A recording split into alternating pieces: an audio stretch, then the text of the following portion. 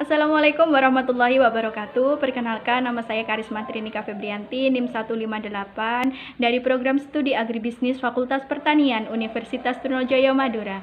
Nah, di sini saya akan menjelaskan mengenai komoditas garam. Nah, video ini saya buat dengan tujuan untuk memenuhi tugas dari ujian tengah semester agribisnis pangan dan non-pangan. Nah, tanpa lama-lama lagi, kita saksikan video berikut ini. Di sini saya akan menjelaskan mengenai komoditas garam.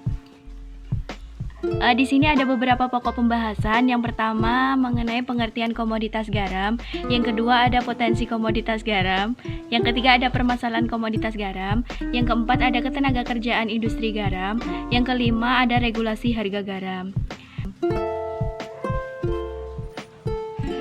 Langsung saja, yang pertama mengenai pengertian garam. Garam adalah senyawa ionik yang terdiri dari ion positif atau kation dan ion negatif atau anion, sehingga membentuk senyawa netral atau tanpa muatan. Garam merupakan salah satu kebutuhan pelengkap dari kebutuhan pangan dan merupakan sumber elektrolit bagi tubuh manusia. Garam umumnya merupakan hasil reaksi antara senyawa asam dan basa.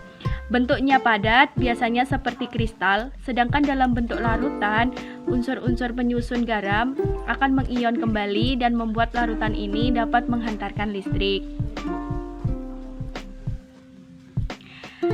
Selanjutnya yaitu mengenai potensi komoditas garam. Di Indonesia, garam digunakan bukan hanya untuk konsumsi langsung rumah tangga, melainkan sebagai salah satu kebutuhan pokok dan juga untuk kebutuhan diet. Garam juga banyak digunakan untuk industri yang meliputi industri kimia, industri aneka pangan, industri farmasi, dan industri perminyakan, dan juga industri penyamaan kulit. Di Madura sendiri, Madura menyimpan potensi lahan garam terbesar di Indonesia yang mencapai 15.000 hektar lahan garam. Indonesia ini memiliki garis pantai terbesar kedua di dunia, akan tetapi produksi garamnya masih rendah. Menteri Riset Teknologi dan Pendidikan Tinggi atau Menristekdikti Muhammad Nasir mengungkapkan bahwa dari Aceh tercatat yang hanya memiliki lahan garam seluas 11.000 hektar, Jawa Tengah seluas 6.000 hektar hingga Papua. Namun ada salah satu kabupaten yang memiliki lahan garam terbesar di Indonesia, yakni Pulau Madura. Nah, ini selanjutnya ada diagram luas tambak di Pulau Madura. Di Kabupaten Pamekasan sendiri ini terdapat 888 hektar luas tambak garam. Di Kabupaten Sumeneb terdapat 1.414 hektar luas tambak garam, dan yang paling luas ini terdapat di Kabupaten Sampang, yaitu 4.200 hektar luas tambak garam. Selanjutnya mengenai fakta, kenyataan perbandingan terbalik dengan geografis Indonesia yang 70% adalah lautan dengan potensi lahan garam yang cukup luas yang mencapai 68.754,16 hektar. Produksi garam dalam negeri sebesar 1,2 juta ton pada tahun 2009.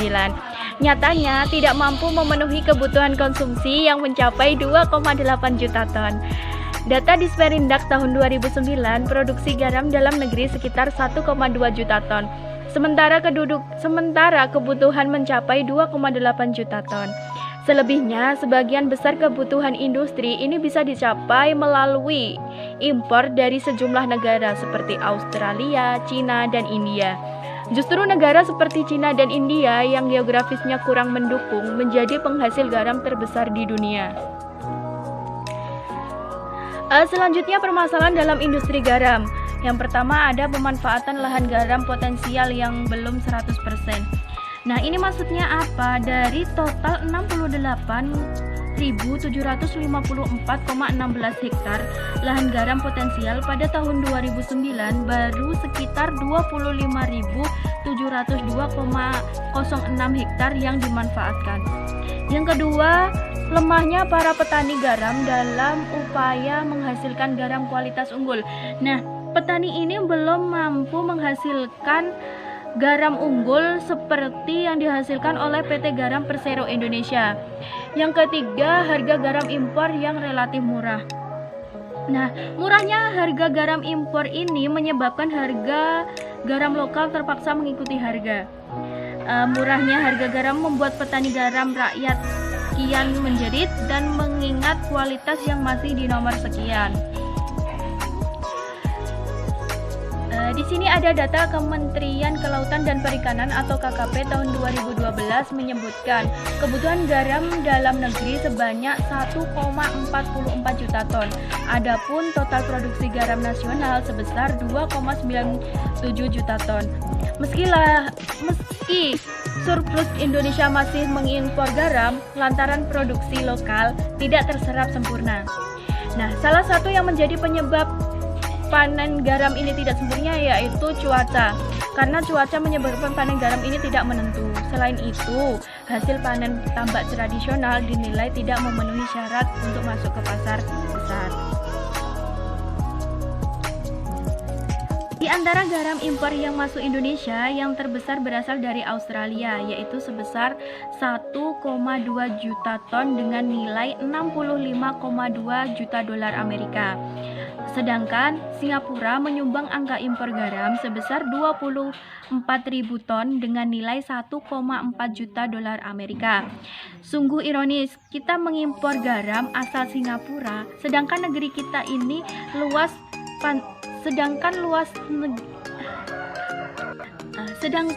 negara Singapura ini itu tidak lebih dari luasnya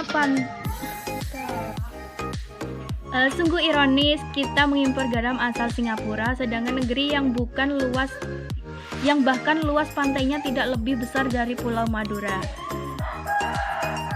Selanjutnya ada ketenaga kerjaan industri garam. Lahan-lahan yang terdapat di Pulau Madura secara keseluruhan adalah 15.347 hektar dengan jumlah produksi sebesar 10.000 ton per tahun. Sementara dari tenaga kerja yang terserap, petani garam Madura mencapai 12.567 orang atau 62% dari jumlah petani garam Jawa Timur.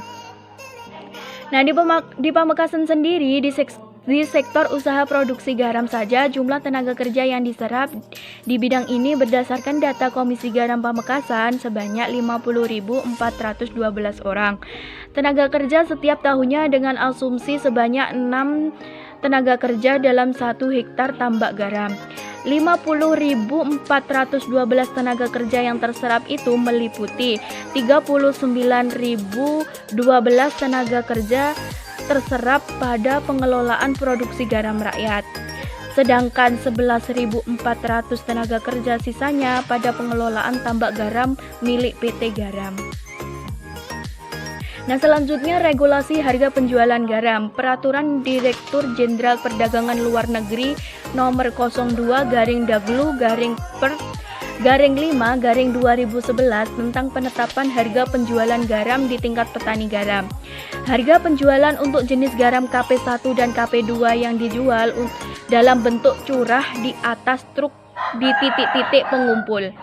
KP1 harga terendah sebesar 750.000 per ton dan KP2 harga terendah sebesar 550.000 per ton.